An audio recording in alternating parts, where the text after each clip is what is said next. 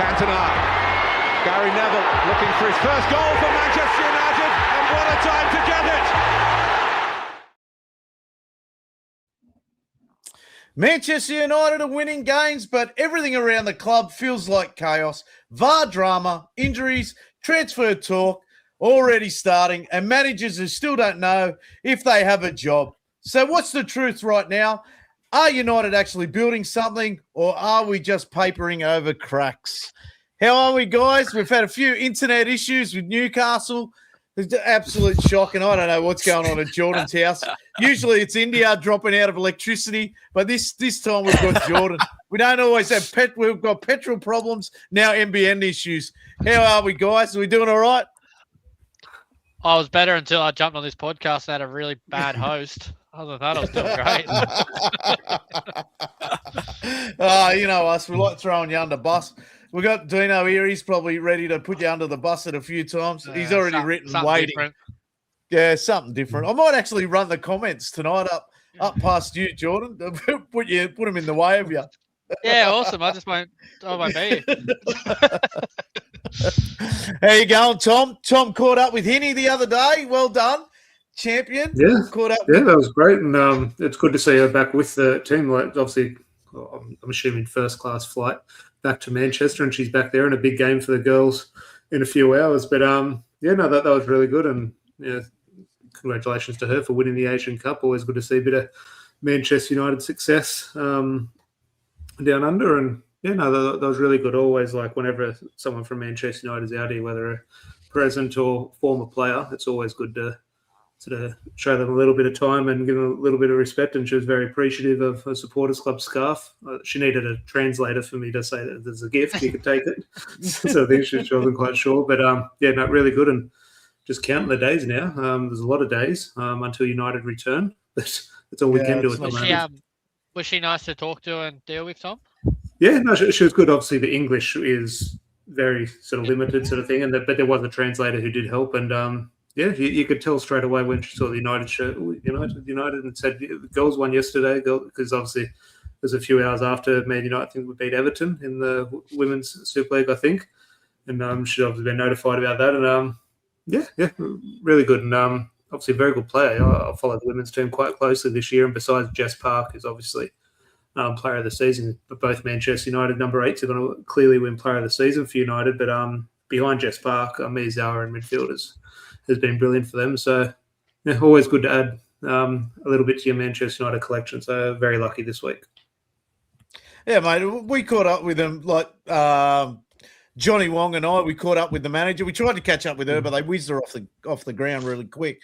But we caught up with the manager. We got the pin tour and everything like that. Yeah. So it was really good. We always make an effort as a supporters club and as fans to make sure we catch up with United players when they, men and women, when they come to Australia. So it always feels good. But we'll probably get into Mbeumo not turning up a little bit later, because Jordan's really happy about that.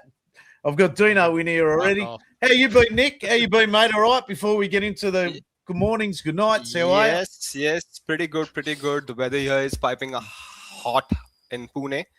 We'll be missing United for the next 20 days, because that's when we are going to play with an extended amount of break. And pretty good up here. Summer is kicking in, just like Australia. Summer is kicking in, yeah.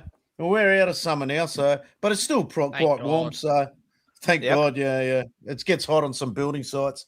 Anyway, I've got Dino in the chat. He's going, I'm really looking forward to watching the Socceroos on Friday night. That's probably a little bit of a take to Jordan, because he's been an absolute bitch over the last few days about Mbeumo not turning up. I've got. I was just really excited to watch how Socceroos handled Mbeumo, but it looks like we won't fucking find out, will we? Take it easy, calm down, right? Don't get into it yet. I've got Pluck Off in on TikTok. He says, "Morning, gents," especially to Jordan. He says hello, and how are you, we've got a few people.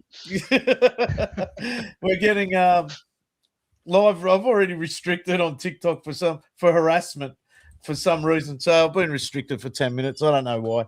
Bloody Pluck Off. He has to change his name. Must be because I said that.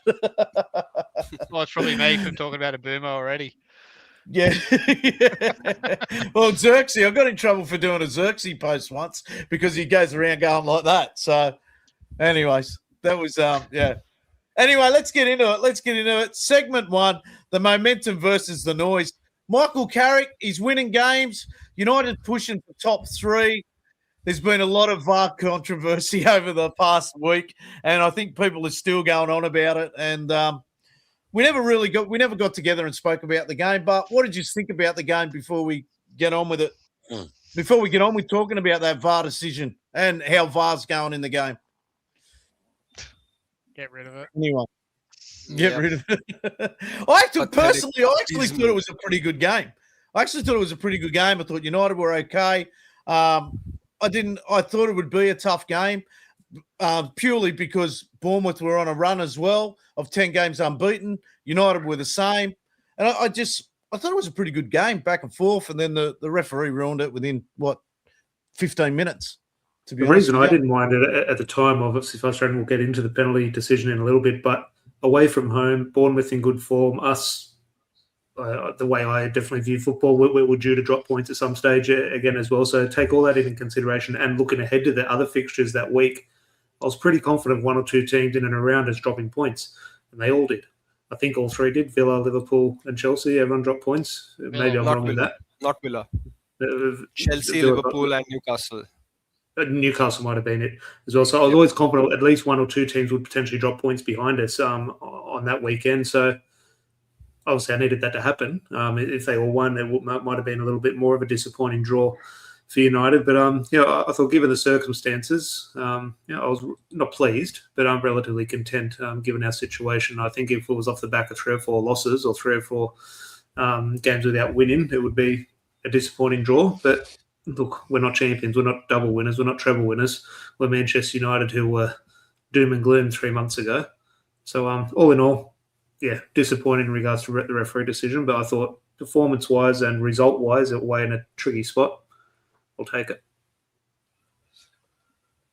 Yeah, definitely, man.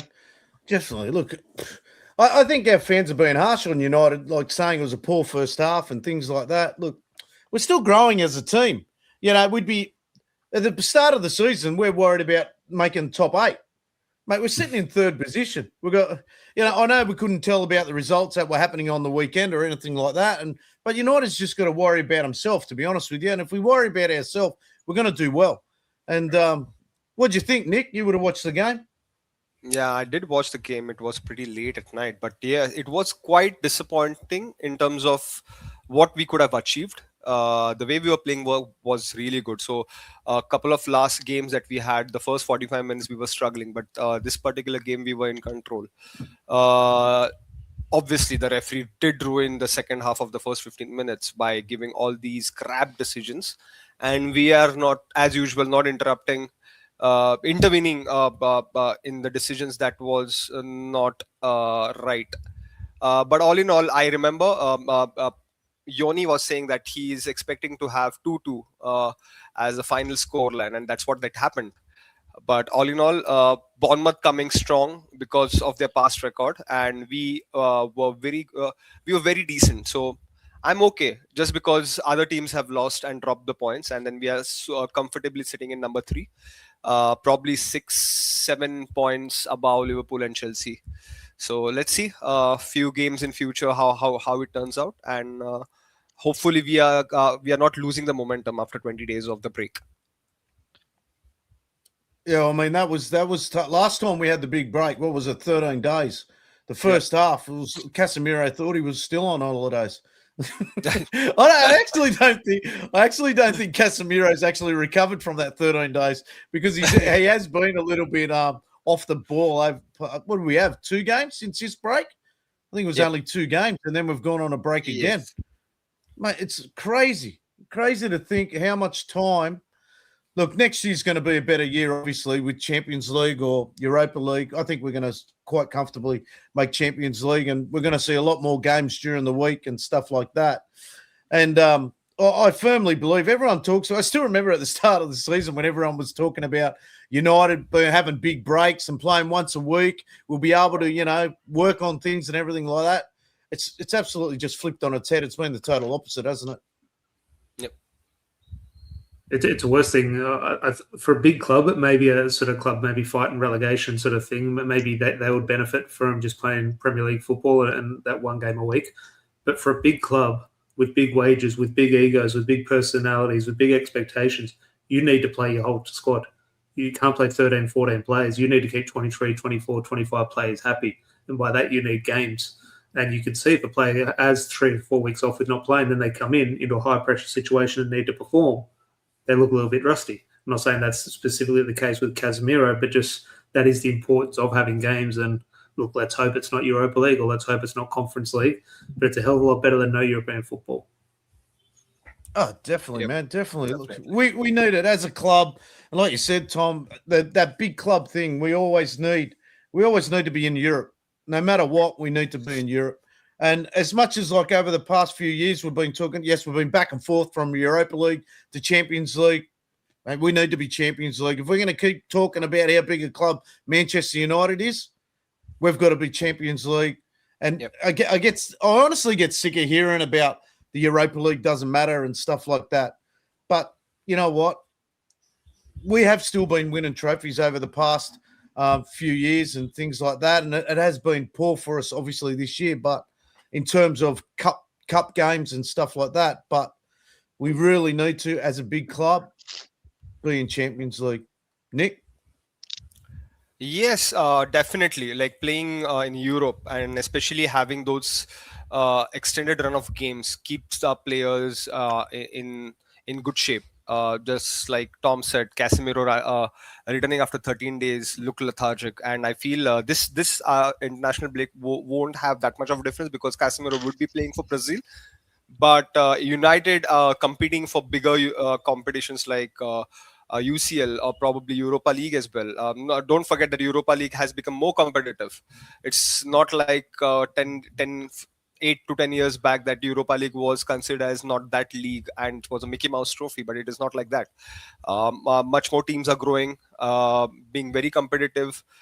Even the other leagues are getting more and more exposure in terms of the players, strength training and everything that is coming into the picture. United need that 60, 70 odd games where we can rotate the players, keep all these players in shape, and whenever it is needed to push, we can have that impact player coming in. Just because he has not played for an extended amount of game doesn't mean that he wouldn't be playing for that game. So yes, qualifying for Champions League or any European competition does matter for United, and we are very big, irrespective where we stand right now. Definitely. Jordan, you're back in. Thank God. Back in. Sorry, I had some internet issues. I don't know what's going on here. Have you seen So you Maybe going wasn't for the the host. We're just talking about the Bournemouth game and talking about United being available for Champions League and things like that. What are your thoughts? Well, if talking about the Bournemouth game, I don't know if anyone mentioned it on their penalty and Harry Maguire's red card, but what a touch by the Evan Nilsson, their striker, to go inside. He took that like a proper 9 should. That was world-class first touch, but if that is a penalty, I don't know if we've touched on it. How isn't ours a penalty? Yep. Just how? Like, they're the exact same thing. Well, that's the discussion. And usually I wouldn't say, actually, I might say I'm relatively proud, not often say this, relatively proud of our fan base this year when we drop points. I think back when we were successful, when we drop points, I would blame the referee for everything. I would blame the referee if I was having a bad day at work sort of thing. But now this season when Man United lose games, we're not really blaming the referee, even if there is a bad decision. We're we're looking at other issues. We're looking at our performance. I think that's quite sort of mature of where our fan base definitely has shown they've been in the past. But this one, when it happened, I completely shared everyone's frustration and everyone's sort of disagreement with the decision. But I thought, okay, drop points. Okay, well, where's the focus? I didn't really have that anger towards the referee until I went online after. And then I saw everyone was really fiercely agreeing with me and saying, no, hang on, this needs to be called out. And then I went back and looked at the whole situation and said, yeah, I was right. I should have been a little bit more angry with it. But I think it's good of the fan base to be sort of looking at performances, looking at managers and everything. But you're completely right, Jordan, in regards to, I have no issue with Harry Maguire getting sent off in that penalty. Yeah. But we, against Crystal Palace, I think it was, Cunha went in and pretty much dived, in my opinion. But you could see a situation where that Crystal Palace player got sent off, and where he obviously benefited from it. Harry Maguire gets sent off penalty, no dramas. But Amad Diallo, that's penalty then. And then you're saying, well, if that is a penalty, well, you disallow the goal, and it's a hell of a different game then. So, look, I think it's good to look at Manchester United's performance, and a little bit disappointing. On another day, that should be a quite comfortable victory if the referees do their job. I've got a couple of fellas in the in TikTok. I've got anyone that's up there. I've got United Gabby. He's thrown a few prizes at us. Thanks, mate. Anyone's there, I'll pin him up there. You go. Everyone, give him a follow. And I've got who is it? RDR2 Goated. He said Atwell has cost us 34 points from every game he has refed us. Mate, I saw the stats. I did the post on in 42 games, 24 games. Mate, 42 yellow cards, man, compared to the opposition, 8 yellow cards. Mate, it's an absolute fraud. It's a frigging disgrace, man. How does that even happen? And it was even in the same game where Carl Walker trod on Dorgu, and there was nothing in that. It's absolute bullshit. I remember it blew up straight after that. One of I think the discussion points which has gone over a lot of people, I think Bruno Fernandes even mentioned it. And look, usually you don't get the players come out and sort of be so sort of upright and honest, but I thought Bruno Fernandes was right. I think the reason, which I'm pretty confident, the reason he doesn't give that Amad Diallo penalty is because he's already given us a penalty. He doesn't want to give Manchester United 2 penalties, and that is where a big club bias or unbiased, it depends what side of the fence you look at it from, comes into it. He knows the reaction of giving what it looks like giving Manchester United 2 penalties. They're 2 penalties, give them. But you know what the outcry is going to be. So that's almost, I think, lost in this debate, right or wrong decision. He's made his decision based on what he thinks the reaction will be, which is ultimately incompetence on his behalf. It's funny you say that, Tom, because I was listening to a podcast and Alan Shearer and Gary Lineker were talking about it, and neither of them are Manchester United fans in the slightest. And they both came on and said, if you've given one, you have to give the other. And they don't think they gave the first one to United because Bournemouth went up and scored and we had a penalty previously. They went out for throwing or goal kick, it's penalty. Yeah. Exactly, and they didn't want to then go and take away a goal to give a penalty and then have the crowd carry on the way it would have and the whole game to be like, oh, Manchester United have had 2 penalties, blah, blah, blah. So they thought, let's just let this go. And then all of a sudden their one's happened and they've gone, oh, fuck, now we've got a decision to make. And I just think if you give one, you can't, like, I have no problem with both of them being given, but if you don't give one, you can't give the other. Like, it's just as simple as that. Yeah, but that changes the momentum, right? Like Amad Diallo's decision would have changed the entire momentum of the game. And you cannot have that level of inconsistency in the Premier League with the referees coming in and then giving a biased decision. Even I remember I was watching CBS. Thierry Henry happened to be saying the same thing. He was pretty discontent about the decisions, how referees trying to run the game, and it is based on their decisions. The game is ruined. Even he's not a United fan; he's an Arsenal legend. But seeing Henry coming up and then defending United, it does say that PGMOL has to intervene and then has to give that level of education to all these referees. It cannot happen in the game like that. When the table is closely, like narrowly moving up and down, the decisions like that does make a difference. It does take a toll on the mentality of the players and the team as well. So I'm happy Bruno Carrick coming up in the press conferences and expressing their discontent. Well, imagine we miss out on top 4 or top 5 by 2 points now. Like, I don't know if he's touched this before, but the money revenue just from the Champions League alone. And I'm not saying we will, but imagine if we did. In that game, you look at it and go, it was just incompetence that cost us, really. Yeah. Oh, definitely. I've got a few comments here, so we'll get to them. As a group, we're learning to pause and now get to the comments. Jordan's learning. We have discussions about this. We are slow learners, yeah. So we've got a couple here. I won't read that one off, Dino, yet. The difference is the ref gave one and didn't give the other. So VAR did nothing. If the ref gave both, VAR wouldn't have to change it. I've got Gabby in here. As long as it's a foul, should be given as a pen. We will. Jordan's just gone crazy with his microphone. Was that me? That was you, yeah. I could hear it. But, as long as it's a foul, it should be given as a pen. We will rob once again, and rival fans are happy. I got RDR2 goated. I think I might just call him goated. We've had that level of inconsistency for years. It's nothing new. Definitely, man. Look, you get used to it. But look, generally, like when VAR wasn't around, everything would even out. But with VAR, it always seems to be picking on one or two clubs. And, you know, we're all calling Liverpool. I think it was a couple of years ago, Liverpool were getting all the VAR decisions. It was ridiculous. I just think, and it's not bias or anything like that, I just think United get robbed over it all the time. It's no difference to when, I think it was Casemiro or something like that. He had like his knee offside. And there's that 30-centimetre play, and we didn't get that. That was a few weeks ago. Like, it's just absolutely ridiculous how we can't get those fine margin calls. It's just, that's what pisses me off the most. And like that one on Ahmed was just so fucking blatant. It was ridiculous. Like, you can't have two hands on a player, regardless where it is. It's on his shoulder. He's pulling back as well to beat the player and get the left foot shot off. He's had two arms on him, whether he's turned side on or nothing. It's one of the elements of refereeing which does my head in. And look, I haven't read the rule book, so maybe the rule book, someone could prove me completely wrong. But I'm pretty confident in betting when it's describing a foul, whether that be a shirt pull, a trip, or a kick like that, it never says in midfield or in the final third or in the penalty area. It's just the act of the foul.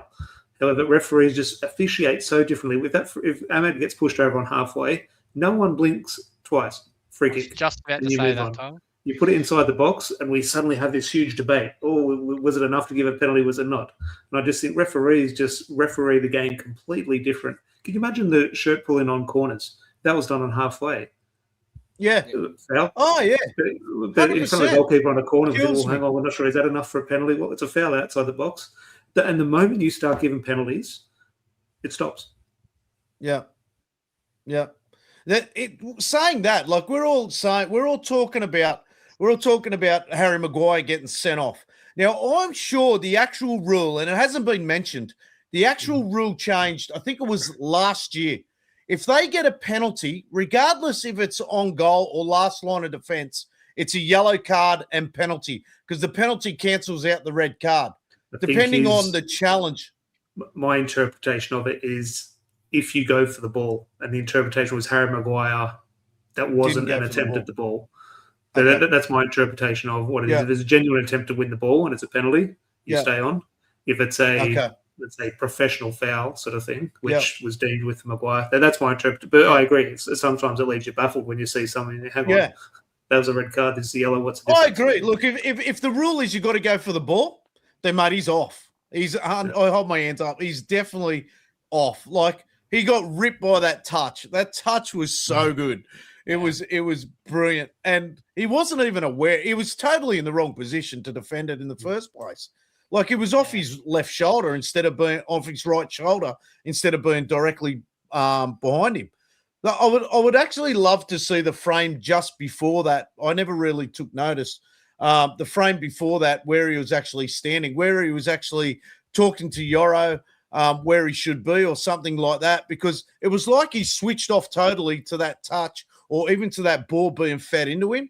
And a credit to him. Credit to him. Credit to him after the game. He said he should have been. I personally, I actually thought Lemons probably had a good chance of saving that because it was a heavy touch. Even though it was a good touch into space, Lemons, if he's quick enough off his line, he can smother that, no problem. But then these days, the way the goalkeepers, they don't really smother a ball anymore like Peter Schmeichel used to be. He used to come over the ball, and now they just sit and put a knee up to try and block. So could have been 50-50. Yeah. Jordan? I thought you were about to say something. Nah, I'm all right. No. You're I agree knackered. with everyone. I just feel like I don't even want to talk about it anymore because I just think it's so inconsistent. I said, like, we're talking here about what should be given a penalty and what shouldn't. Okay, it's fucking should be just black and white. It's a foul. It's in the box. It's a penalty. It should be as It's the simple as that. frustration. It's what was sold to us with VAR that we wouldn't have to have these debates. However, since the introduction of it, it seems, I'm sure we'll have these debates back in the day, but it now seems they're more exaggerated. They're sort of more highlighted, these discussions, that it's because of VAR. And it's not so much, it's a wider debate. I don't want to get into it sort of completely. VAR is not the issue. The referees or the person in the VAR truck, they're the issue, not the actual technology. Yeah. Still the bloke looking at the monitor. So, But until see, that's fixed. Yeah, but I've seeing got a that- good question. Go, Nick. Go. No, but give me- saying on. Okay, go ahead. Okay, I've just got on ticker. Gabby's just written here. I don't understand why it is so taboo to interview referees after the game and get their views. Would you guys like to see the referees interviews after the game? It's a very touch and go thing for me. Like, as much as referees do my head in, and Dean's actually seen me around referees and shit like that. So it is a very touch and go thing for me whether to interview a referee or not. I don't personally, if I look at it now, I don't think they need to think they need to interview referees. But if they're not going to interview referees, get rid of VAR. You know what I mean? I think interviewing referees and VAR goes together because they need to explain what is going on or what the process is in VAR going on there. I don't know. But if they get rid of VAR, I don't think they need to be interviewing them. I don't know if you need to interview them so much. I think it's like they should have to release a statement after that game to say why one was given and one wasn't given, and I think what the show their they do reasoning for that. on the show they do weekly on whether it be Premier TV or Sky Sports, and they get there's a Dermot Gallagher in there, he's just shocking. Or if they get Howard Webb in there, Premier League TV spinning. Well, I would like to see interviews, but I completely understand why not. It opens up a can of worms, and it's probably going to cause more trouble than good. But yeah, I don't mind. Okay, a weekly show where the head of the referees or someone involved with the PGM, comes in and explains some things, and not just explains things. At the moment, when you see these shows with Gallagher or Howard Webb, they're the best mates of the referees. They're mates. They're going in there to defend them, and I just think I like the idea of the show. If and you don't really get this on TV too much, you've just got honesty, and it's not honest television. It's not honest. You can see through, and that sort of leaves no point for the show. But if it was done properly, if you put fans in front of the show and held the referees accountable, say no, give us the proper reason, own up to the mistakes. Look, how many players do we criticise weekly? He's not good enough. Get rid of him. He's no good. Look at this mistake. We're killing the players. One or two decisions a week, we say, hey, the ref, you missed that one. Can you do better next week, please?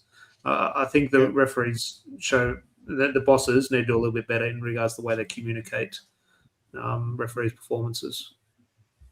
Yeah, definitely. I think you make this point. You've made this point a few times, Tom. I've got Goated on here. He said it's like all this pushing and pulling in the box. You start giving penalties, and it all stops. I think, Tom, you made that point last time. I've got Dino makes a great point here. He said, do we ask players about their errors each game? Mate, if we did that, we'd be especially united, like turning balls over. In a way, though, we don't ask them, but, like, they're heavily criticised for, like, you look at, the League Cup final for Arsenal and Manchester City the other day, and that Kepa dropping the ball and Nico O'Reilly scoring. He has been ridiculed as a goalkeeper from that game. Yeah, but he hasn't been ridiculed. It's not like they got him live into an interview and done that. Exactly. So, there's got to be a flip to it as well. And I think Dean's next comment makes a good point. He says, we only want to interview them after errors. I think if referees do a good job, they should also be praised for the work that they do. Well, the other flip side of it is, whether it be Kepa or anyone else, okay, you don't need the interview, but you get the result when they're not playing next week. They're held accountable. They're dropped. They don't play. Referees. Correct, yeah. You made a mistake against Burnley against Southampton. Here's the Manchester derby. Go have fun in that one. And I just think you've been promoted. I understand the shortage of referees, and I understand there's logistic issues with that, of course. But it just look, it's never an end debate, and it's just frustrating because the introduction of VAR was almost sold to the fans as, well, this will limit that, this will cut out so many mistakes, and it just feels maybe it's the same back in the day. If it's a weight up decision, it just feels there's more and more mistakes creeping into the game. Yeah, definitely. I've got Josh here on. Welcome to the pod, Josh. He's gone. How many UEFA referees get pulled up for blunder errors compared to Premier League every week? Jordan probably best to answer that, or even Tom. I don't watch much of the UEFA stuff, so UEFA referees, I don't really see their interviews, so I wouldn't know. But unless you've seen it, Jordan. Same referees every week for them, isn't it? They just doesn't matter what mistake they make, they're still there. It does feel from it. Look, I don't watch sort of European football religiously in regards to the domestic leagues, but especially when Champions League comes around, fans of these clubs that might have a completely different view and a more accurate view. But the way I view it, it seems, whether it be the right or wrong decision, it seems a lot more black and white and straightforward. We have one decision in the Premier League. We're getting a VAR truck involved. We're getting a fourth official involved, the linesman, referee, and they're debating for 7 minutes about what's happening. It just feels like, from my view of Champions League or Europa League or the Spanish League, they go to VAR or they have an issue. It's one replay and then they move on. Now, maybe that's just the one or two I've seen, and maybe fans of those clubs would disagree. But it just feels like when you're watching the Premier League, it's a Hollywood show. It's a drama. It's a sort of it's just frustrating. And I think the Premier League kind of love it though. Well, which is bad. I don't think they really want to put an end to it, because here we are. We're all tuning in. Probably their most sort of watch show probably is the referee show, when they get a referee in to explain the decisions. The most clicks they can get on interviews on their YouTube is Sky Sports, Gary Neville and Roy Keane discussing a penalty decision or something. So they like ultimately, the controversy. They love it. And if the TV companies love it, the Premier League will love it. Yeah, definitely. I've got Josh. He's just written, my point being Premier League referees have way more inconsistency in their refereeing compared to UCL. I just think there's more pressure. I think there's so much more pressure in the Premier League regarding every single game. Like every game, anyone can beat anyone. No, Jordan? He makes a good point there. The reason the UCL is so much more consistent, though, is that games are so much slower paced. But the thing with the English game is it is so fast paced and so action packed. Every 30 seconds, there's something happening. There's a talking point every minute of a game. You watch the UCL, and if you got, say, Inter Milan versus Atletico Madrid, they're both set up to try and not concede. So there's not like heaps happening. And I think the refereeing in the UCL is a lot better. And I think the referees are a bit more on top of things. I think in the Premier League now, referees are almost, they know that they can't get it wrong on the field, because if there's a bad decision and VAR don't check it, they're let off the hook because VAR is going to be the one copping it. Like, we're all talking about VAR not picking up the penalty against Amad Diallo. The fucking referee was right there.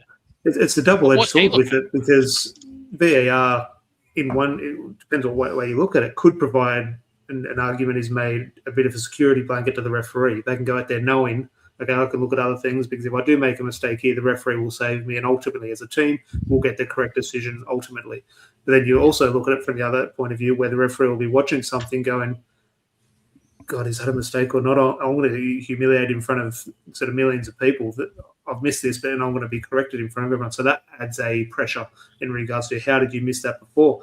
And it goes into, everyone here knows I'm back into my baseball, and the baseball season starts tomorrow. And what they've trialled in spring training, almost like the pre-season, and it's coming in tomorrow for real, is a challenge system for balls and strikes, automated balls and strike system, where a team will have 2 challenges a game to...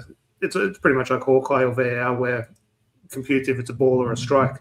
And the other day I was watching a pre-season match, and the umpire, he's called it a ball.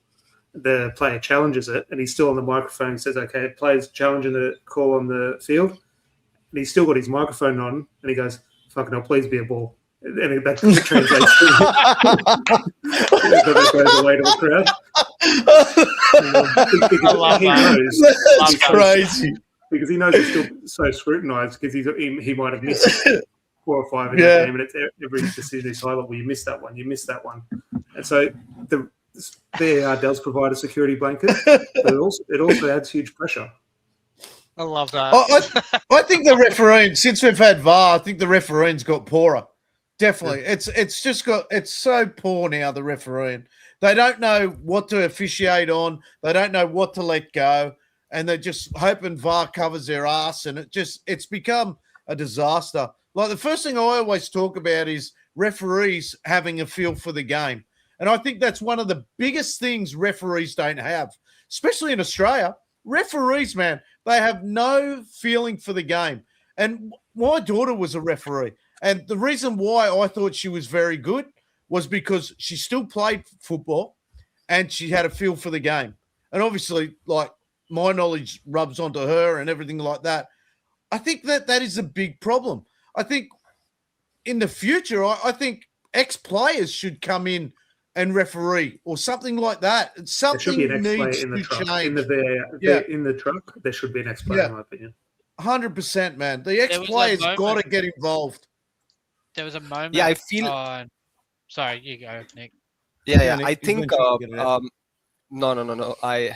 Most of the points were covered by Tom and Jordan. But coming back to the VAR, I don't think so. Because of VAR, this refereeing issue is coming into the picture. It is just because the education that these guys are lacking. You know what? Instead of VAR, there should be an alternate system like DRS that is common in cricket, or probably player referral system in hockey. Like each team gets 3 reviews to be taken. If they feel like, say, for example, especially consider the fact that we had that Amad Diallo thing and then that turning out to be the goal for Bournemouth. If at all, once the ball gets stopped there, United should have this kind of what I can say, an exception to take a call where the team is reviewing that decision. And if the decision falls into that in their favor, then the goal should be disallowed and the penalty should have been given. So something like that. Look, I agree. I'm all for discussion like that and finding the way, as said, baseball sort of bringing it as well. But let's say, okay, let's review the Ahmad decision. Okay, Manchester United have that challenge. We review it. It's still the referees making the decision. They're still looking at it and saying no. Yeah. Yeah, but that's what I said. I said that education is pretty much important. Like referees should be given a education. Players to get a decision, to get 3 decisions or something like that. I wouldn't want it. Like an appeal. The game is slow enough as it is. Imagine Arsenal getting 3 challenges. They take long enough taking a corner or just knocking it around just so people can just bludge on things. You imagine that? Like we have not since the World Cup, the last World Cup, we had a World Cup where we had 12 minutes injury time, 15 minutes injury time. Mate, United at half-time, it was bad enough we had 9 minutes. We had 9 minutes. There's no way in the world I'd ever agree to. The game's slow enough. If you watch Gary Neville's last one with the boys, Wayne Rooney's going, the game's been ruined by too many rules. And I totally agree. There's too many rules coming across the game these days. What was he saying? There's no flow to any game. Go out there and play against each other and just see who fucking wins. Yeah, there's no flow to any game anymore. There's just stop, start. This decision. Anything that's in the box, like the pushing, the shoving. Your goalkeeper's trying to bludge referees for a free kick if there's a push on him. I still remember David De Gea tried that once, and they gave the goal. You know what I mean? It was the shittest dive I've ever seen from a goalkeeper. You can't keep slowing down this game. If you look at that, and on that point, Adam, and what Jordan mentions there in regards to Wayne Rooney's, when Wayne Rooney was talking about it, all of us here have agreed. We're talking about there's too many rules, it's slowing down the game. I actually don't think there's been too many more rules introduced. It's the way the rules are being managed. But it's still the same game. It's just the way that it feels like there's more rules. It's still the same game. Okay, maybe also 1 or 2 specifics have changed, obviously. But, I don't know. Look, Nick has said it there in regards to education. Adam said in regards to ex-players. Look, we all have the answer. Who knows what's going to happen? We're all going to be proven right and wrong in some elements of it. But ultimately, it's just frustrating. When the technology is there and you're consistently seeing inconsistency, it's just Then There's there's no for point me, of having the technology. Then I feel there's no point Yeah, of having exactly. That's my point. I was about to say that, Nick. There's That's no as point. simple as They only need two things in football, and it's just automated offsides. Should be as simple as that. Should be done like that. And goal line technology. The rest, get rid of it. Since On the goal line weekend, I technology went has come to- in, I think there's only been one. There was the first game post-COVID. I think there was an issue with the technology, and actually, it ultimately proved very costly. It sort of resulted potentially in a relegation. I think it was for Sheffield United. Other than that, goal line technology has been, whether it's we quick. agree, it's been perfect straight away. Hasn't slowed the game down. If anything, it's probably sped it up. There was a But moment Adam, on the weekend I went to Sydney FC versus Newcastle, right? And not to talk about the A-League on here again, but Sydney FC had a penalty awarded, and it took them 7 minutes. I was sitting in the crowd, 7 minutes to figure out it was offside. Yeah. it's- No one checked John- it for offside until the very last thing, and they go, "Oh, it was actually offside." 7 minutes.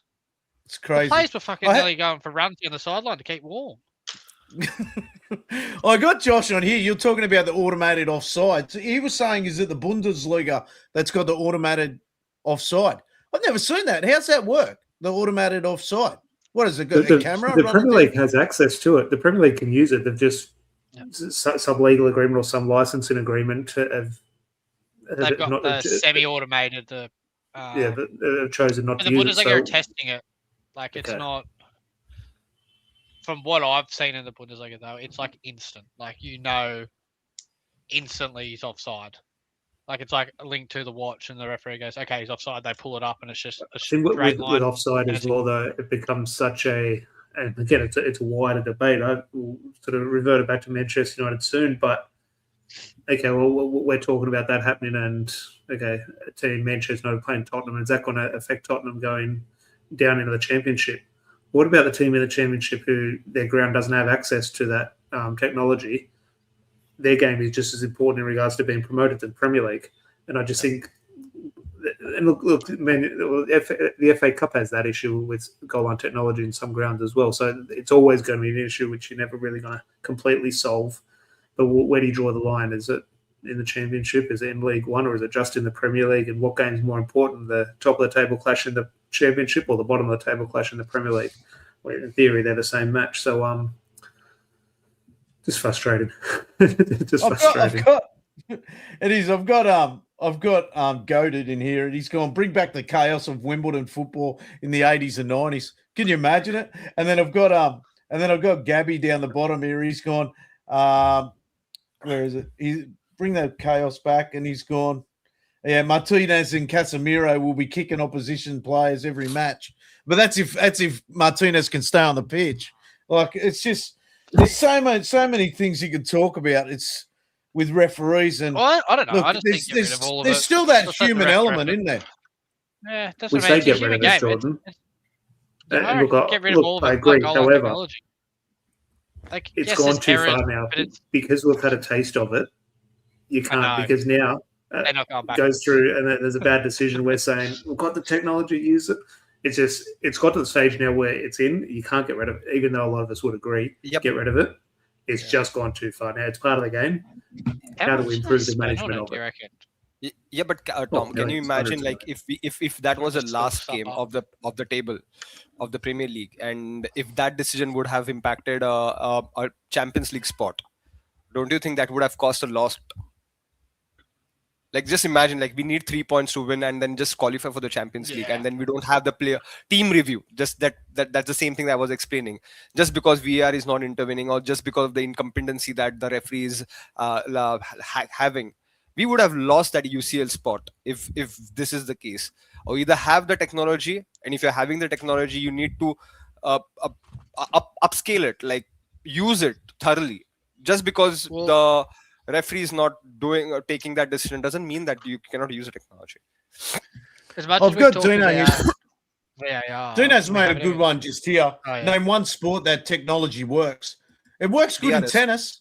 I Tennis was is just good. about to say tennis. It works for cricket as well. It works for cricket as cricket well. works well. Yeah. It He does. should be the Look, one not be questioning that, because he follows cricket. I can certainly understand. Yeah, he loves cricket, Dino. He Yeah, loves exactly. it. When I DRS went to his works. house, Well, My biggest thing with VAR, right, we haven't even touched on it, is when they slow it down into slow motion and go, oh, that looks bad. Mate, because you're looking at a picture. Look at it in Well, full it's motion. not even the slow motion. If you watch, sometimes it depends on what the ground and depends how big it is and what camera angle they have and sort of what the decision is. But not even the slow motion element of it. Sometimes when the referee is jogging over it, let's say it's a tackle, he's given a yellow card, but the VAR say, come have a look, it could be dangerous play. When the referee's going over to the screen, it's actually paused sometimes on the actual screenshot of the actual moment of impact, which just subconsciously the referee's going across and go, oh, hang on, he's got him here, sort of thing. Yeah. And that can change at one's influence. So, look, that's another element of it, of course. But, yeah, ultimately, referees, I'll not put my hand up to referee. Duno's got one here about cricket. He goes, cricket doesn't work. The ball can be hitting the wicket and it's still not out because half the ball has hit the wicket. But it is much more effective. It is much more effective. You have Yeah, but who team cares? having it to the power. No one watches it. It's fucking boring. No, hang on. Australia has won much more World Cup. You shouldn't be complaining about it. There's a bit of banter here because Jordan must be on watching the YouTube comments as well. And Dino put a comment here about Sydney FC. Are we talking about Sydney FC again? It should be another fine system for Sydney FC for Jordan. Fair dinkum. Mate. All right, let's move on from referees and stuff like that. I want to move on to a bit of transfer talk. We've got like major midfielders. We're looking at Tonali, Ramirez, Wharton, and Anderson. Who are we looking? You boys, who do you prefer out of those four? Because we're going to go in for one of them. I'm hearing Tonali, Newcastle don't want to let him go and everything like that. So he's going to have to beg his way out of the club. He's still got I think a year or so to go on his contract, and they don't want him to go anywhere. And that's for both of them, I would say. Ramirez is their captain. So what are your thoughts on those, boys? Are we going to go for Wharton or Anderson or the other two? Newcastle aren't going to probably play European football, so do you think they have to sell one of their big hitters? I think both those players as well, and just you putting two and two together, if given the opportunity, they've been at Newcastle for a while now, both of them. If given the opportunity to go, I think one's Italian, one's Brazilian. I don't think the two. I know Newcastle fans think Newcastle is their new home in regards to that, but I think they'll be pretty happy to potentially move on to a bigger club. And those four names do seem now there's always going to be a curveball thrown in there, and we're going to sign someone in the last week of August who's definitely not in this discussion now. But those four players do seem the targets. They definitely do seem they make sense. They're all sort of gettable, you would think, and Manchester City will be after them. Arsenal will be after them. If Manchester United want to dine at that table, Manchester United should be after them as well. I'm happy with either. I think the Newcastle duo, if I had a preference, I would lean towards one of them. Take your pick.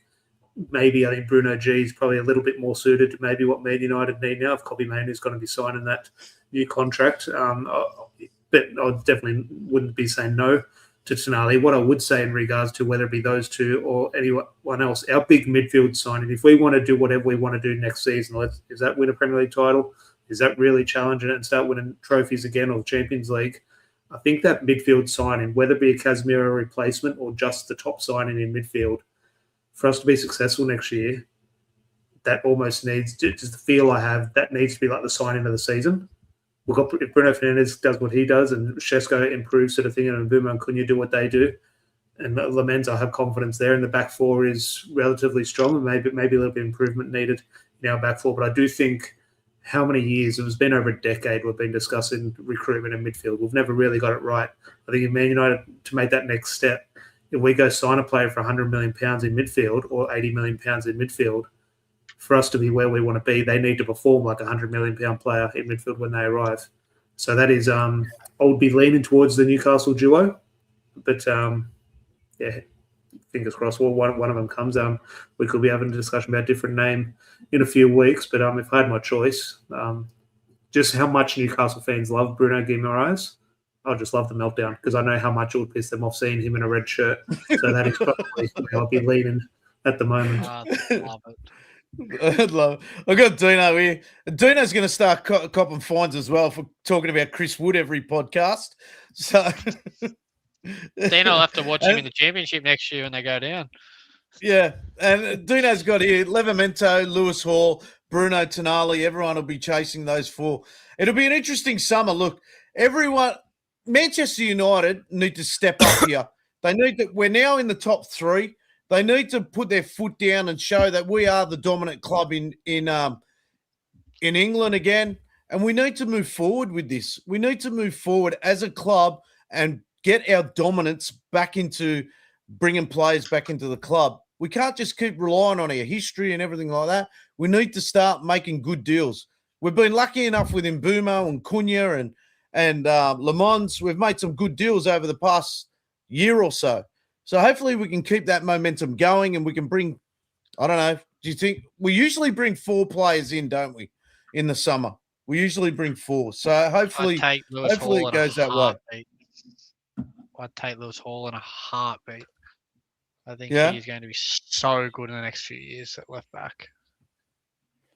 I think he's just got everything to be a perfect ball playing sided defender, really. On that, Jordan, if given the choice, and obviously playing the game of Football Manager here, but also the reality that Newcastle aren't going to sell 2 players to Man. Now, obviously, it could happen, but you would think they're not going to sell 2 big assets to Manchester United. If they have to sell, one will go to City, one will go to Arsenal, one will go to United.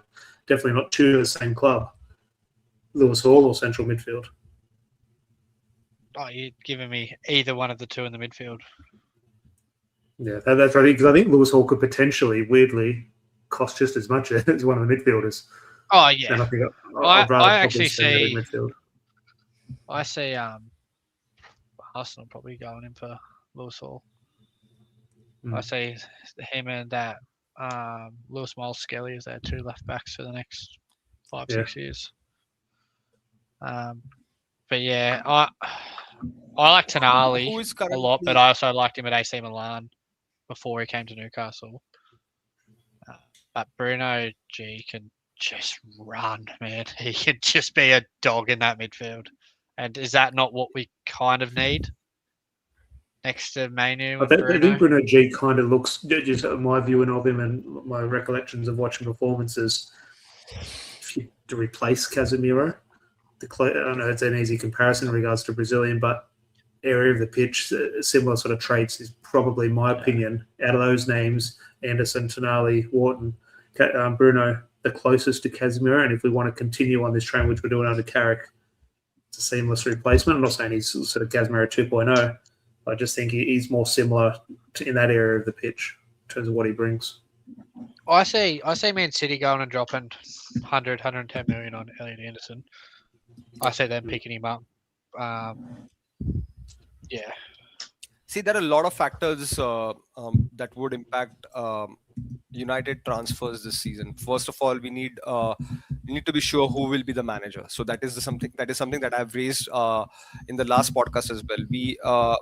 A player would be attracted to the project first, and secondly, what manager would bring in. So if you have Luis Enrique coming into the picture, probably the targets would change a little bit. Not exactly, because we have the entire football structure set up. And secondly, if you're talking about Newcastle's midfielder who is going to leave, the timing matters the most, because both Tonali and Bruno Guimaraes, their agents will be pushing their players to move out. And whoever leaves first would impact the other transfers. Say, for example, Guimaraes leaves for United or for other club, then Tonali's transfer would be in jeopardy.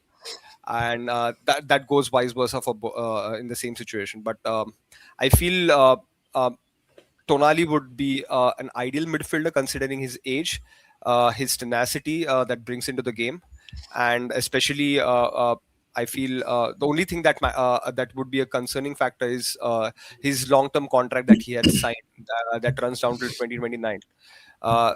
That's the catch-22. For Bruno Guimaraes, I'm not willing to pay. So if the asking price is about 80 million or 70, 80 million, it's quite huge. Knowing the fact that he'll be turning 29 this year, I feel 50 million, same like Bryan Mbeumo, price tag would lure United to buy him. But anything more than that, it's a gamble. Do you really want to pay 80 million odd for Bruno Guimaraes? I know he's I at think his peak.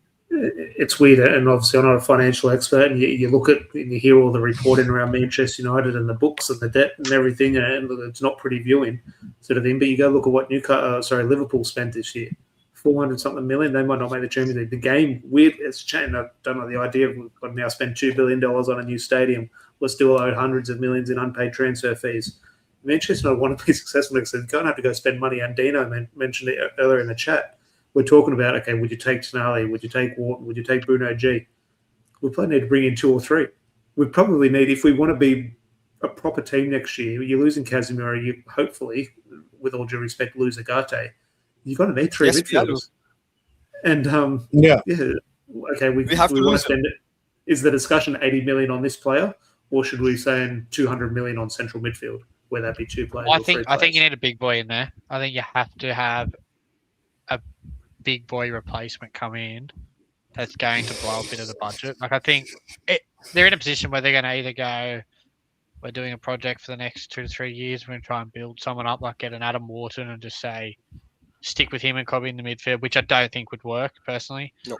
I think they'd just get run past every game. What gives me hope, though, on that, Jordan, sorry to interrupt, but on that same track, I just think, and this will sound like sour grapes, Arsenal are about to win the league. Arsenal are shit. We battered them twice this season. We beat them at the Emirates with Quinny Scott in the first game of the season. If we had a competent goalkeeper in there, that's a fantastic performance. We wipe the floor with them. They're no good. Now, I'm not saying Manchester are going to go win the title next season because we know the feeling of how far away we are in terms of how bad we've been. But since Michael Carrick has come in, small sample size albeit, we've been the best team in the country. If we can get this transfer window right, we play Arsenal first game of the season next year. It's the circumstances, but who's the better team? I'd be very confident Man United are going to win that match. Are we better than the champions? Well, that result says yes. Therefore, we will be the champions. So I think there is a feeling or a motivation that, go sort of build for the future, which I'm all for. But there is also an element looking at how weak the league is. Go spend what it takes. That's exactly what I was about to say. I was going to say, like, we can go and get an Adam Wharton, build for 2 years or 3 years, but I think I can go for it. Like, every team's kind of deflated at the moment in terms of they're all kind of rebuilding, and Arsenal are at that peak that they're at now. But Manchester City have just gone and bought Tijani Reinders. Nico O'Reilly's probably been the best player in the second half of this season. Like Marmouche, like they got all players that are still not playing the best of their ability. Chelsea they buy every young winger in the world every transfer window, even though they're not going to buy anyone for a while now. And then only Liverpool, they're losing Salah at the end of the year. They're going to have to try and rebuild. They're going to get Isaac back fit, trying to play for him. Their fullbacks are struggling. Like you can get at this league right now, you really can. You mentioned sort of go for it, and Nick mentioned it earlier in regards to the specific name, and he's the one that I'm starting to gravitate towards just in regards to the appeal of the Premier League. I don't think it's going to happen, but if I was to move on from Michael Carrick, and Adam, and give your 2 cents in regards to your opinion, we're talking about going for it. Go spend 200 million on this midfield. Go spend 100 million on this player. Is the elephant in the room going for it? The man on the thumbnail, Michael Carrick, is the biggest transfer going and getting the best manager, best available manager, whoever that may be. Obviously, the eyes do look towards Luis Enrique at the moment. If you can get him in and that attracts 1 or 2 more players, is that almost the number one transfer signing? It's the most, I don't know what the word would be. It's the prettiest job in world football right now. Manchester my thing with now, it, thing is the prettiest job in the football. My thing with it is I'm happy to have Carrick as the manager, but my problem with Carrick, has he got enough experience to manage Manchester United in Europe? That's the problem I have with it. But then is Enrique good enough to come into the Premier League? So we're a bit of a catch-22. It's a massive decision for the club, and as much as we can sit here and say, yep, Carrick's got to stay. He's won, 8 games or undefeated in 8 games, and we've had 1 loss, whatever it is. He hasn't got experience in Europe. He simply doesn't. And whether he's played in Europe, it's a totally different to managing a team and rotating players and things like that. You've got to next year we've got to do FA Cup, Carabao Cup. We've got Champions League, hopefully. You know what I mean? That's a lot of pressure on him. And, I mean, the only way he's going to learn is by doing it. But we need someone behind him as much as we've got – what's his assistant's name? Steve Holland. Yeah, Holland. He has been around that Champions League area and probably manages as well. But I think we probably need someone extra in that management team that's got a real lot more experience playing in Europe. I think that's our biggest problem at the moment. And a lot of people want Carrick. But for me, I'm still on the fence. I need someone there that can manage through Europe. And Enrique's probably that guy. But what worries me, does he keep Carrick with him on his team? Just like Amron, he flicked off our Van Nistelrooy. You know what I mean? You've got to have someone in there that's flexible. Look, I agree, and I always bring this point up in regards to when I have these discussions. Football manager, and whenever I take over Man United and football manager, I don't go get the best assistant manager. I'll go get an ex-Man United player who I like, and I'll make him my assistant. I like to just in my mind keeping that Manchester United element in and around it. So yeah, in theory, okay, let's bring in Lewis Enrique. Yes, keep Michael Carrick. Bring in Ole Gunnar Solskjaer. Managers who have managed, it's a demotion for them. We sit here say Michael Carrick doesn't have an ego. They do have an ego. Suddenly you're not the boss. You're being told what to do. Managers just, I agree. Put Michael Carrick as the assistant. I think someone who's managed Manchester United or managed clubs doesn't go into the assistant role. I'm not sure there. I'm sure there has been someone done that, but I can't think of at the top level who's. I don't think Luis Enrique comes in and doesn't bring his whole entourage of coaches. I do think it's important to keep people around, especially at a club like Manchester. And I do think it's important to keep someone there. But yeah, you're right in regards to a big manager comes in, he brings his team in, and there's good in that, but there's also potential pitfalls. I've got Deck in the chat here. Welcome, Deck. How you been, mate? He's gone, United have broken every experienced manager that has come into the club. And I've got Gabby, if he's got us into the UCL, if United ain't bringing in Enrique, just stick to Carrick. Yeah, it's big decisions. United got some really big decisions to make in the summer. And I'll tell you what, it's going to make some really interesting pods, that's for sure. Yeah, for the first time in a while, though, the job of managing Manchester United is probably at its best it could be at. Like, we've gone through and you look at the signings they've made this season alone, they've nearly all been successes, if not all of them, right? So you've now got a shift where the dead wood isn't so big, as people would say. Like, there's not that much of a clearance of players that you have to get rid of to bring your players in. Whereas when you say people are going, oh, we've done the experienced managers, they've all come into squads that they probably don't want. They've come into a team that's sitting 7th, 8th, possibly 6th in the ladder. We're currently 3rd against probably one of the weakest Premier Leagues there's been in a while. Like, you haven't got Man City getting 90-plus points, Liverpool getting 90-plus points. Like, you haven't got those at the moment. You've got Arsenal and City at the top 2, and neither team are very... You wouldn't sit there and go 100% they're going to win every game for the rest of the season. So if you're going to bring an experienced manager in, now is like probably the best time we could do it if they were to go that route. Like, I'm not saying they will, but I just think it's the most advertising job in world football currently right now. Is to, because you're so close to bringing. If you come in and you get top 2 next season and a trophy, and then you're pushing for the league again the following year, you're going to be treated like a god. Like, and if you're the manager to bring the Premier League with them again, like, you'll be treated like an absolute god. It's why we sit here and say, and a lot of people are rivals, and they'll probably rightfully say, why would Luis Enrique leave PSG to join Manchester United? It's just there. Whether Manchester United finish in 15th, 16th in the Premier League, if you can be that manager who wins it, you'll get a statue. The other two managers that win the league, Cement Busby, Alex Ferguson, have statues. You'll get a statue if you win the Premier League trophy. It's just a prerequisite. That appeal, no matter what situation. And especially, Jordan, you mentioned we're in a good position. That's not usually where we are when we're chasing a manager. Usually we're getting a manager when we're in a bad position. That's why we're getting a new manager. But this was a little bit different. And that appeal, look, I'm starting to think, look, a better man would say, no, Luis Enrique won't join. Too many moving parts, maybe not the right time. It was a year or two later, maybe.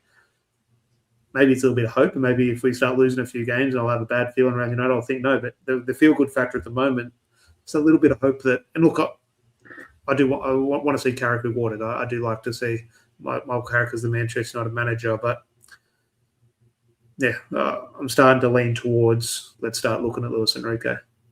Well, the squad I've got here 2 seconds, Jordan. I've got here from Top Us Cactus. He's got here. Why would you put yourself back 2 years getting Enrique in?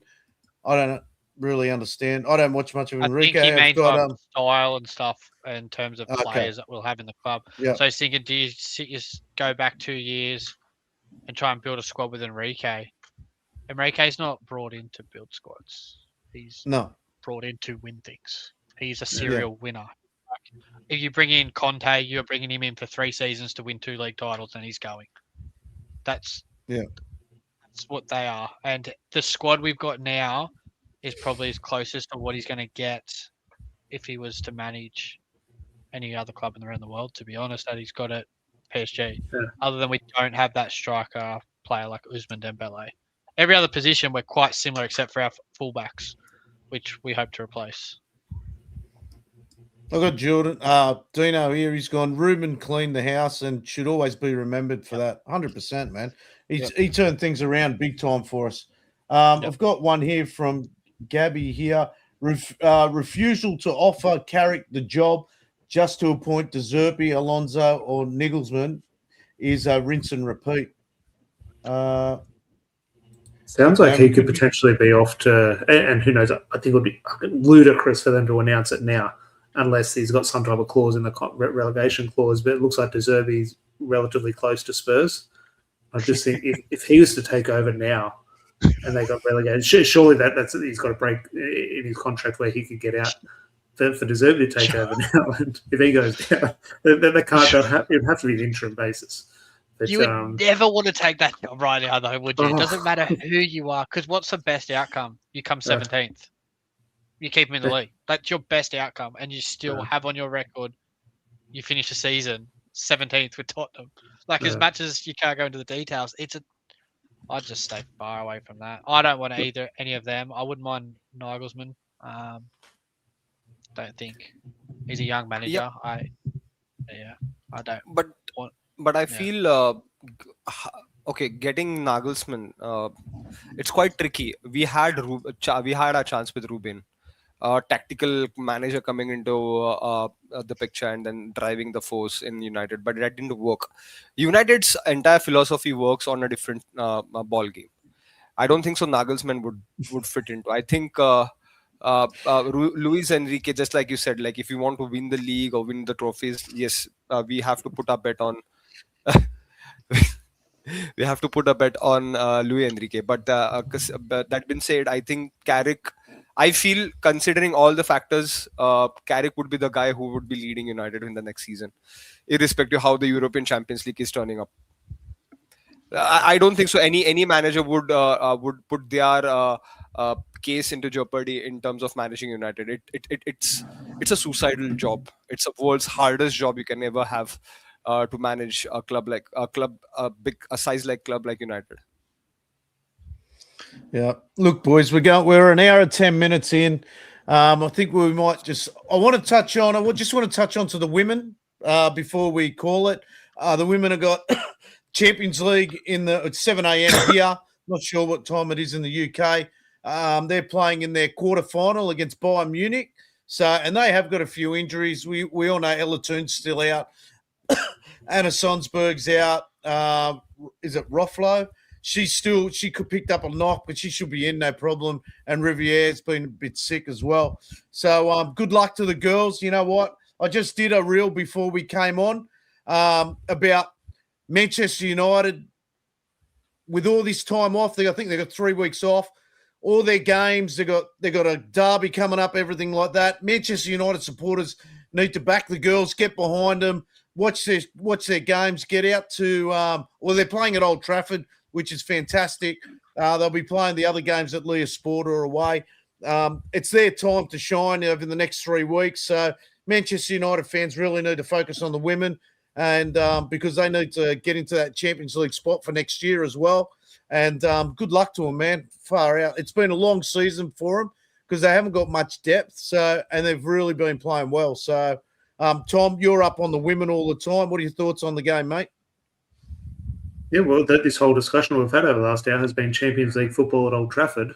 Yeah, they're the one team who's been able to provide that for us at the moment. So it's good they've been sort of rewarded. I know a lot of the women's fans sort of prefer to play at League Sports with a little bit better of an atmosphere if you can fill that ground compared to getting the same crowd at Old Trafford. But I still think the players, in terms of the opportunity to play at Old Trafford, is there. And look, from all reports, Bayern Munich obviously a different beast in regards to European football. It's going to be an uphill battle for the girls, of course, but European football, knockout football, anything can happen. And if Man United are on it, they've definitely got the players. I urge everyone. I'm all over this. Jess Park, watch her play.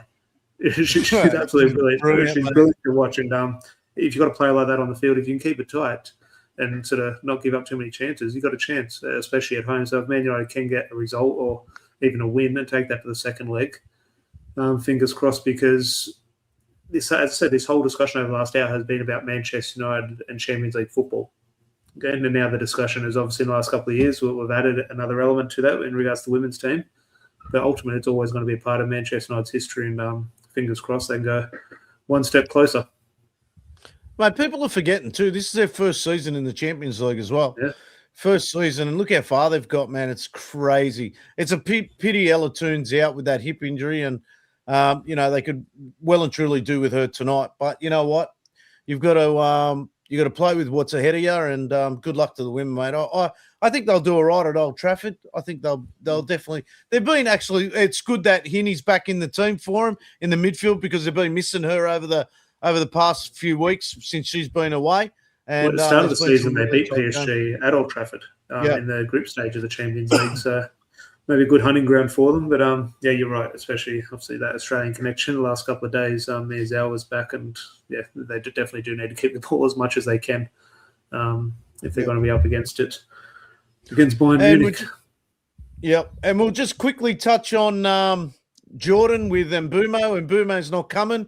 He was the poster boy. We sort of avoided that for a little bit, but I've just remembered Jordan is Nick, I tell you what, everyone was going to be on the hunt for Mbeumo. We had the hotel, when they were flying in, we had everything ready to roll, and we're going to roll it out to everyone. But Mbeumo's decided to stay, get a massage or whatever. Bought a jersey with him on the back right there, sitting right there. I know, Tom, you were about to go and buy one. Yeah. I was lucky. He can fuck off. Well and truly. Sit there and be the poster boy for it, and then go last minute, nah. And Jordan didn't believe me because I got a bit of inside info on it that he wasn't covered, and he didn't believe me. Man. Sure enough, when I woke up, the news was out. In saying that, look, Jordan, I share your frustration, Jordan, in regards to, look, I love it as any Manchester United representation in Australia. However, save me $100 for a shirt, saves me a trip to Olympic Park on Friday night to watch the Socceroos, and then Mbeumo gets a bit of a rest before the Premier League returns. Ultimately, if I'm looking at it, it's probably a good thing, ultimately. You're missing my issue. I've spent the $100 on the shirt. I bought the match ticket. I bought the cards, and he's not fucking here. But you're going to the UK in a few weeks, so you might be lucky enough to catch up with him. You can fuck off. Don't want anything to do with him. He had his chance. Come and represent your country in a series in Australia. Come and meet all the Manchester United fans here. You're not going to get a rash. You're going to have beautiful weather on the beach. Nah, stay in the UK, you flog. Is Dino's good? Jordan is going to watch Onana. I don't even think he's in the squad, is he? No, he's not in the squad.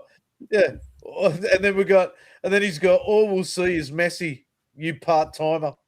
He's So Messi. he's Always scored been it. my Messi jersey. Yeah. When is Jordan going to the UK? Jordan's in the UK. Anyone want this? Up for auction for free. Jordan Send it will across. be in the UK for the Liverpool game. So Liverpool he'll be and there. He's Brentford going game. to Liverpool and Brentford game. So Yeah, so I'm in the UK from the 20th of April to the 18th of April to the 9th of May, I think it is. he may have We're to going change to his up again. flight. Yeah. Well, I have. We changed it. We literally signed everything this morning to changed it? change it over. Yeah, it costs a lot Did it- more did- money. It's unreal. I love did it. it? It's been a Fucking great week. bastards. Thanks so much for this, Adam. It all started with Hinney, but Tom went and sorted Hinney. He says he sorted that out, which is good. And Dino, I'm sure he may have messaged you, but thank you, Tom, for getting that signed picture for Dino's niece as well. It was great. So she'll be very well happy with that. So, all right, boys, thank you for coming on. An hour 15. I know we try and keep it down, but we just chat. It's really good. So, I want to shout out Pluck Off in the comments. I'll definitely catch up with you when I'm over there for sure. yeah, definitely. said he'll meet me. It'll be good. There's a lot of people that'll want to catch up with you. You'll be surprised, Jordan, when you I'll get get there at bashed Old the way I Trafford. go on here. People will come up to you and may have seen you because it happened to me last time I was there. So, I'm not famous it's now, good. am Thank you, everyone, for watching. Remember to like, share, and subscribe. We're trying to bring pods as much as possible. I will still be throwing out reels. Thank you, Nick. Thank you, Tom. Thank you, Jordan. We'll talk to you later. See you later. Appreciate it. Check ya. Thanks, guys. See ya. Thanks, Bye. Bryan. Cantona. Gary Neville looking for his first goal for Manchester United, and what a time to get it!